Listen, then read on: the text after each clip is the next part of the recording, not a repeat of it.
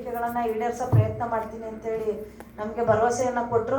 ನೀವು ಬಾಯಲ್ಲಿ ಹೇಳೋದನ್ನ ಕೇಳೋದಿಲ್ಲ, ನಮಗೆ ಲಿಖಿತ ರೂಪದಲ್ಲಿ ಕೊಡ್ರಿ ಅಂತ ಹೇಳಿದಾಗ ಲಿಖಿತ ರೂಪದಲ್ಲಿ ಒಂದು ಲೆಟ್ರನ್ನ ನಮಗೆ ನಮ್ಮ ಇಲಾಖೆಯ MD ಅವರು ತಂದು ಕೊಟ್ಟರು. ಆನಂತರ ನಾವು ಸರ್ಕಾರ ಕೊಟ್ಟಿರ್ತಕ್ಕಂಥ ಗಡುವಿಗೆ ಒಪ್ಪಿ ನಮ್ಮ ಹೋರಾಟವನ್ನು ನಾವು ಹಿಂಪಡೆದಿದ್ದೀವಿ.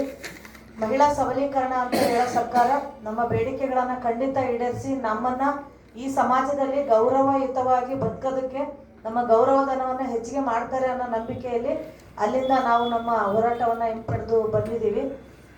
17ರಂದು ನಡೀತಕ್ಕಂಥ ಜಂಟಿ ಸಭೆಯಲ್ಲಿ ನಮ್ಮ ಬೇಡಿಕೆ ಈಡೇರದೇ ಇದ್ದರೆ ಖಂಡಿತ ನಮ್ಮ ಹೋರಾಟವನ್ನು ಇನ್ನೂ ದೊಡ್ಡ ಮಟ್ಟದಲ್ಲಿ ಮಾಡ್ತೀವಿ, ಮತ್ತು ಅದು ಅನಿರ್ದಿಷ್ಟಾವಧಿ ಅಹೋರಾತ್ರಿ ಕೂಡ ಆಗಿರುತ್ತೆ ಅಂತ ಹೇಳ್ತಾ ತಿಳಿಸ್ತಾ ಇದ್ದೀವಿ. ಆನಂತರ ನಾವು ಈ ಹೋರಾಟ ಮಾಡಿದ್ಮೇಲೆ ಅಧಿಕಾರಿಗಳು ಒಂದು ಸುಳ್ಳು ಸುದ್ದಿಯನ್ನು ಎಲ್ಲ ಅಧಿಕಾರಿಗಳಿಗೆ ಹಬ್ಬಿಸ್ಬಿಟ್ಟಿದ್ದಾರೆ.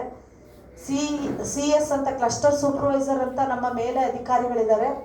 ಅವರು ನಮಗೆ ಬೇಡ ಅಂತೇಳಿ ನಾವು ಬೇಡಿಕೆ ಇಟ್ಟಿದ್ದೀವಿ ಅಂತಕ್ಕಂಥ ಒಂದು ಸುದ್ದಿಯನ್ನು ನಮ್ಮ ವಿರುದ್ಧ ಮಾಡಿದ್ದಾರೆ. ಅದು ಅಧಿಕಾರಿಗಳು ಮಾಡಿದಾರೆ ಅಥವಾ ಬೇರೆ ಸಂಘಟನೆಯವ್ರು ಮಾಡಿದಾರೆ ಗೊತ್ತಿಲ್ಲ. ಅದರಿಂದ ಅಸಮಾಧಾನಿತರಾಗಿರ್ತಕ್ಕಂಥ ಅಧಿಕಾರಿಗಳು ನಮಗೆ ಬೆದರಿಕೆ ಕರೆಗಳನ್ನು ಮಾಡಿದ್ರು. ನೀವು ಯಾಕೆ ಆ ಬೇಡಿಕೆ ಇಟ್ಟಿದ್ದೀರಿ ಅಂತೇಳಿ ನಾವು ಕ್ಲಿಯರಾಗಿ ಹೇಳಿದ್ದೀವಿ. ನಮ್ಮದು 3 ಬೇಡಿಕೆ.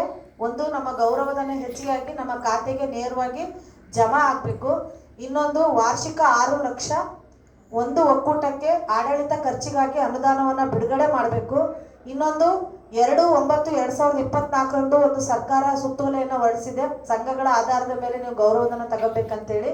ನಾವು ಅದನ್ನು ವಾಪಸ್ ತಗೊಳ್ಳಿ, ಹಿಂಪಡೀರಿ ಅಂತೇಳಿ ಈ 3 ಬೇಡಿಕೆಯನ್ನು ಇಟ್ಟಿದ್ದೀವಿ.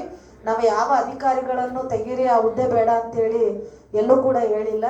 ಆದರೆ ಈ ಸರ್ಕಾರದಲ್ಲಿ ಮಹಿಳೆಯರಿಗೆ ತುಂಬ ಶೋಷಣೆ ಆಗ್ತಿದೆ. ಅವ್ರದ್ದೇ ಅಧಿಕಾರದಲ್ಲಿರ್ತಕ್ಕಂಥ ಯೋಜನೆಗಳ ಅನುಷ್ಠಾನವನ್ನು ನಾವು ಗ್ರಾಮೀಣ ಪ್ರದೇಶದಲ್ಲಿ ವಾಸ ಮಾಡ್ತಾ ಇರ್ತಕ್ಕಂಥ ಮಹಿಳೆಯರಿಗೆ ಆ ಯೋಜನೆಯನ್ನು ಅಲ್ಲಿ ತಲುಪಿಸೋವರೆಗೂ, ಮನೆ ಬಾಗಿಲವರೆಗೂ ಹೋಗಿ ನಾವು ಯೋಜನೆಯನ್ನು ತಲುಪಿಸಿ ಆ ಪ್ರಗತಿಯನ್ನು ನಾವು ಇವತ್ತು ಸರ್ಕಾರದ ಪ್ರಗತಿಯಲ್ಲಿ ನಾವೆಲ್ಲರೂ ಭಾಗವಹಿಸಿದ್ದೀವಿ.